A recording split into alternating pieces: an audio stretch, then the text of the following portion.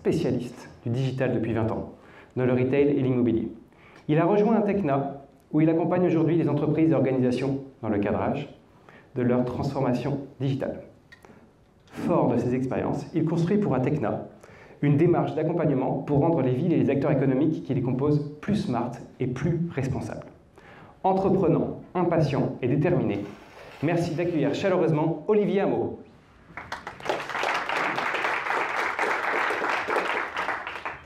Smart City. Ce mot est magique, futuriste, enchanteur. On en parle depuis quoi? 10 ans? 15 ans? Elle suscite toujours beaucoup d'intérêt, de questionnements, de débats, et elle continue à faire couler beaucoup d'encre.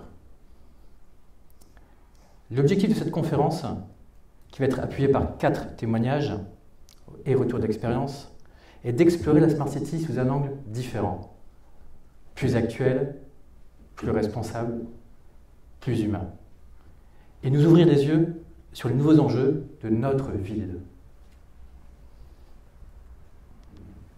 Pour commencer, je vais vous présenter rapidement Atecna. Atecna, depuis 2007, est une agence conseil digital qui accompagne ses clients dans leurs enjeux de digitalisation. Sa promesse est de mettre les nouvelles technologies au service de l'humain. Nous sommes aujourd'hui 190 collaborateurs répartis sur les agences de Lille, Paris et Montréal. Nous avons 5 missions. La première, c'est de repenser les modèles traditionnels pour adapter les modèles économiques aux nouveaux enjeux du digital. Notre deuxième mission, c'est de concevoir un parcours client efficient et réconcilié avec le parcours collaborateur. Notre troisième mission, mettre la technologie au service du collaborateur. Quatrième mission, déployer votre culture digitale, comme le transfert de compétences sur méthodologie d'expérience client, d'agilité, etc. Et la dernière mission, ma préférée, garantir l'utilité de vos investissements pour que vos projets soient utiles, utilisables et utilisés. On est spécialiste de la transformation digitale des entreprises. Et nous sommes convaincus que la bonne prise en compte des aspects sociaux est la clé de la performance économique. Nous pensons que la technologie est au service de l'humain. Et donc, notre savoir-faire associé à notre vision nous rend acteurs et impliqués naturellement dans la transformation de votre environnement quotidien, la ville. Pour commencer, nous avons défini la Smart City.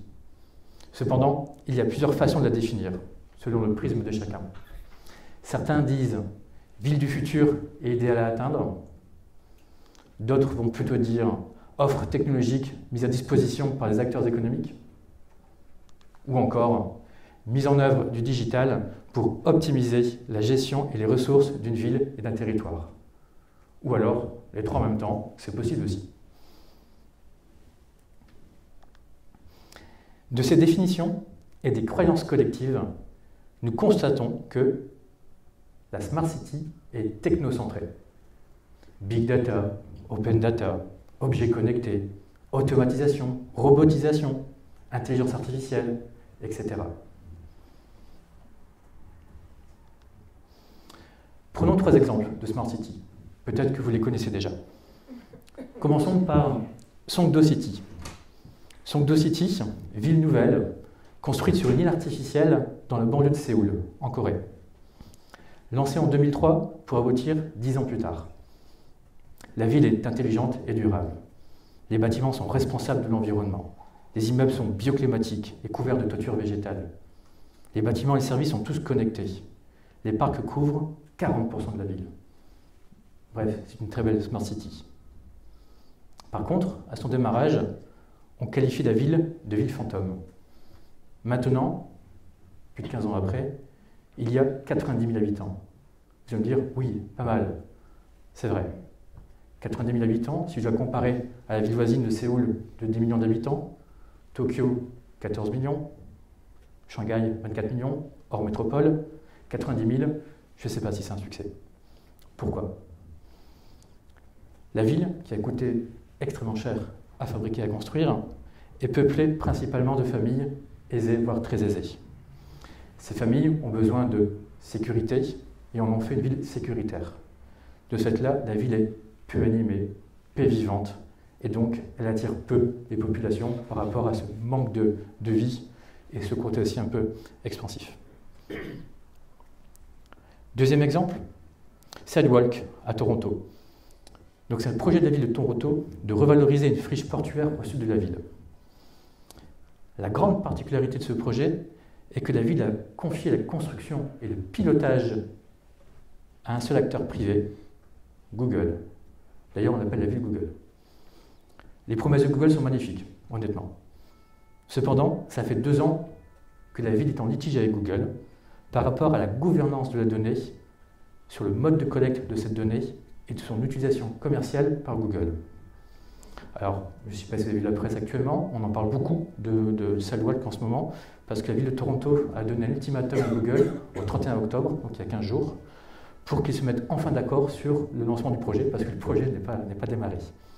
Google a dû revoir fortement ses prétentions de collecte et d'utilisation commerciale de ces données pour démarrer le projet. Donc il va démarrer. Bon, vous imaginez qu'à l'échelle de la ville, il va falloir attendre quelques années pour que ça puisse être construit et que les premiers habitants puissent venir. Troisième exemple, Masdar City. Ville nouvelle aux Émirats Arabes Unis, à côté d'Abu Dhabi. Ville totalement nouvelle, construite dans le désert. Démarrage en 2006, fin prévue en 2016, repoussée à 2030. Ville écologique, à vocation expérimentale, dans les domaines des énergies renouvelables, des transports propres et de la gestion des déchets, ville zéro carbone. Et oui, dans la capitale du pétrole. L'objectif ne sera pas atteint.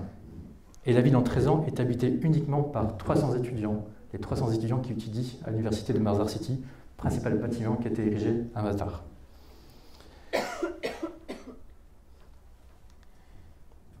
De notre côté, nous défendons 3 convictions pour la Smart City. La première, l'humain est au cœur de la ville. La deuxième, la technologie est un moyen et non une finalité, à l'inverse des 3 exemples que nous venons de voir ensemble. Et notre troisième conviction, l'engagement du collectif est la clé de réussite de la transformation de la ville. Ça, c'est nos 3 convictions que je vais défendre pendant toute cette présentation. Ces 3 convictions nous emmènent à redéfinir la définition plus ou moins ambiguë de la Smart City, sous notre angle et valeur. Nous avons voulu la nommer la Responsive City. Littéralement, la ville qui s'adapte. La ville qui s'adapte aux habitants. Selon nous, la Responsive City est la ville qui priorise l'amélioration responsable de la qualité de vie en s'adaptant aux habitants. Chaque mot est important. Amélioration responsable, qualité de vie, s'adapter aux habitants. C'est notre définition, notre point de vue, notre façon de voir la ville de demain, ou plutôt la ville d'aujourd'hui. Suite à cette vision de la Responsive City, et dans le cadre de la création de cette conférence, nous sommes posés les questions suivantes.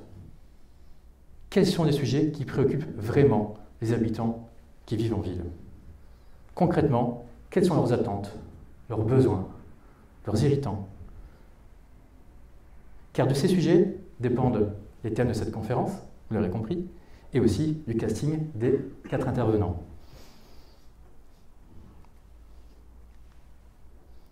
Nous avons donc réalisé une démarche d'exploration auprès de ces habitants, avec pour objectif de déterminer leurs irritants, leurs satisfactions, leurs besoins.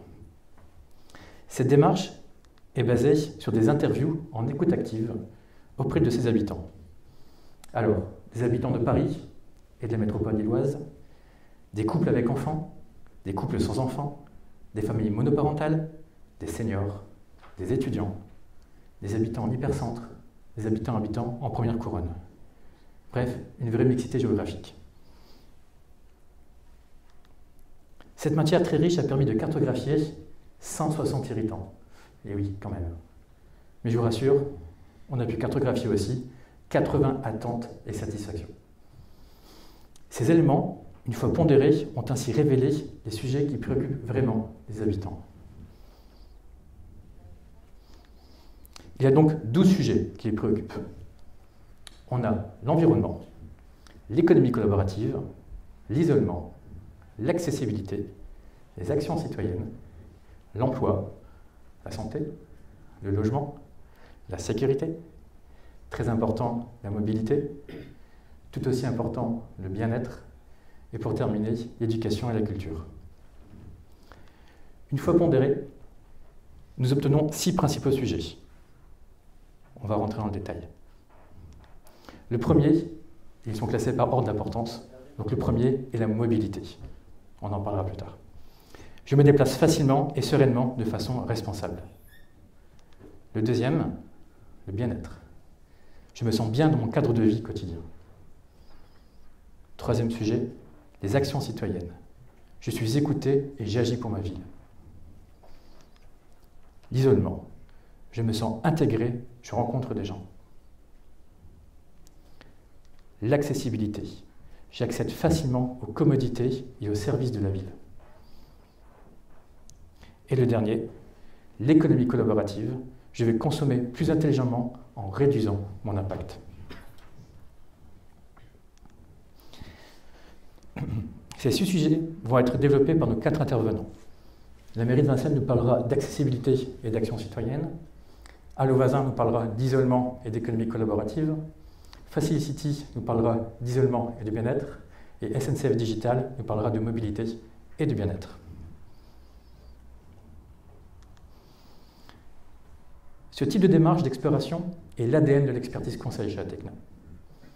L'analyse de l'expérience des habitants, réalisée pour cette conférence, est transposable dans toutes les autres villes, territoires ou entreprises. Pour terminer, Atecna se positionne pour accompagner la ville et les collectivités en améliorant les services publics et en les rendant plus adaptés et plus économes.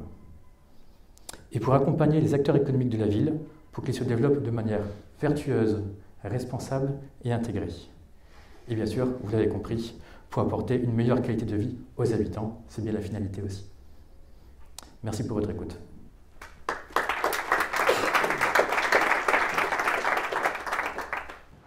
Pour passer à la conclusion de ces conférences, je laisse la parole pendant quelques minutes à Olivier avant de passer à la séance de questions-réponses. Olivier, c'est à toi. En effet, pour conclure, déjà, merci à vous 4 pour ces retours d'expérience clairs, pragmatiques, inspirants et humains. Pour conclure, je voulais vous donner une autre perspective au-delà de ces 4 témoignages.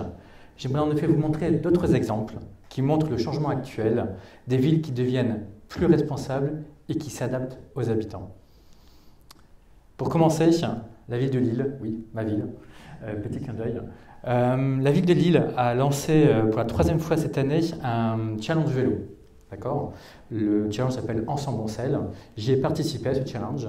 Alors, le premier objectif, vous l'avez compris, c'est de mettre les Lillois sur le vélo et se déplacer plutôt en vélo pour aller travailler ou aller à l'école que prendre sa voiture. Évidemment, objectif atteint. Cette année, c'était 300 000 km qui étaient attendus sur un seul mois. On en a fait 540 000. Mais il y avait un deuxième objectif derrière tout ça. Le deuxième objectif, c'était que, évidemment, la ville de Lille nous avait demandé d'installer une application qu'on devait activer dès qu'on prenait notre vélo. Cette application mémorisait le temps de parcours, d'où on partait, où on allait, par quel chemin on prenait. Vous l'avez compris. Toute cette data, la ville de Lille en avait fait des cartes de chaleur. Une carte de chaleur de 540 000 km. Ils savaient vraiment, précisément, où tous les habitants, comment ils se déplaçaient en vélo, ou comment ils se déplaçaient mal en vélo. Grâce à ces informations, la ville de Lille, qui avait en tête, bien évidemment, de redéfinir son plan d'amélioration et de développement de ces pistes cyclables, au lieu de le faire avec des études ou des théories, ils l'ont fait sur des data, des données très précises des habitants. C'est grâce à ça qu'ils vont maintenant construire le plan d'amélioration des pistes cyclables. C'est un exemple tout simple. Une ville peut le mettre en place facilement, mais ça permet vraiment de s'adapter aux vraies conditions et aux vrais usages des cyclistes dans ce cas-là. Deuxième exemple, un peu plus lointain, la ville de New York. Alors, vous l'avez vu tout à l'heure, j'ai pris des exemples de Smart City qui étaient des villes nouvelles, qui étaient construites, on va dire, entièrement pour avoir un nouvel objectif, mais il y a beaucoup de villes qui cherchent à se transformer, à faire une transformation vers le côté smart. New York en fait partie. Je ne sais pas si on attend New York à cet endroit-là, mais New York en effet en fait partie. Leur objectif, c'est de mettre l'expérience utilisateur au cœur de leur projet. Beaucoup de Smart City, beaucoup de villes deviennent Smart City pour améliorer la gestion de la ville et faire des économies. Ça reste le premier objectif de chacune des villes qui se transforment, c'est de faire des économies. Il ne faut pas se leurrer. Pour New York, ce n'est pas le premier objectif, c'est le deuxième. Le premier objectif, c'est vraiment de se mettre à la place des habitants pour interconnecter toutes les infrastructures de manière intelligente. Ce qu'ils veulent vraiment, c'est apporter du bien-être aux habitants. Un exemple concret, lorsque quelqu'un se rapproche d'un parc-mètre, celui-ci pourrait indiquer au réverbère que vous êtes là en train de sortir de votre véhicule ou de votre stationnement ou entrer sur votre stationnement, et le réverbère pourrait en effet apporter plus de luminosité à ce moment-là pour pouvoir sortir et rentrer au stationnement en toute sécurité, pour votre sécurité et la sécurité des concitoyens. C'est des choses simples quand elles sont énoncées, techniquement c'est un peu plus compliqué, on est vraiment à la recherche de bien-être de l'habitant. Alors oui, vous allez me dire, c'est la mobilité par voiture, bon, on reste aux États-Unis, il faut comme y aller doucement. Exemple suivant, la ville coréenne de Séoul, on va quand même parler pas mal de Séoul aujourd'hui. J'aime beaucoup cet exemple parce qu'ils ont une vision extrêmement simple. La construction numérique pour que le citoyen soit heureux. C'est juste ça. C'est comme une ville de 10 millions d'habitants, c'est pas rien. Leur promesse, que le citoyen soit heureux. Comment ? En mettant en place de l'innovation ouverte avec des participations citoyennes, en construisant une plateforme pour une gouvernance citoyenne aussi, et pour créer un écosystème numérique pour grandir ensemble. Donc vraiment, tout est focalisé sur l'humain, sur le citoyen. Dernier exemple, Amsterdam. Alors oui, c'est encore une histoire de vélo, vous l'avez compris, j'aime bien le vélo. Initiative pour 2025, ce n'est pas encore lancé. En 2025, la ville d'Amsterdam a décidé que 25% de son énergie électrique sera renouvelable. Le problème, c'est qu'on ne peut pas mettre de panneaux solaires à Amsterdam et les éoliennes non plus. Il ne reste plus grand-chose pour faire de l'énergie renouvelable. Ils ont regardé quelles étaient vraiment leurs sources d'énergie qu'ils avaient à Amsterdam. Et la source d'énergie, c'est quoi ? C'est les vélos, c'est les cyclistes surtout. 2 millions de kilomètres sont parcourus tous les jours en vélo à Amsterdam. 540 000 à Lille en un mois, 2 millions par jour à Amsterdam. Donc on peut encore pédaler à Lille. Ces 2 millions de kilomètres aujourd'hui qui sont réalisés, demain, au lieu de prendre des vélos, pour la plupart à assistance électrique, qui consomment eux l'électricité, on pourrait justement inverser les choses et le vélo avoir un générateur électrique, sa batterie, et pendant que le cycliste se déplace, il vient charger cette batterie. Le vélo, une fois parqué à sa destination, vient simplement se connecter sur cette borne et la batterie se décharge pour alimenter le système électrique de la ville. C'est leur idée pour en effet avoir 25% d'énergie renouvelable en 2025. Et avec 2 millions de kilomètres par jour, je pense qu'ils peuvent y arriver très facilement. Voilà, c'était quatre exemples en effet pour pouvoir en effet vous donner une autre perspective par rapport au Smart City et au Responsive City. Merci pour votre écoute.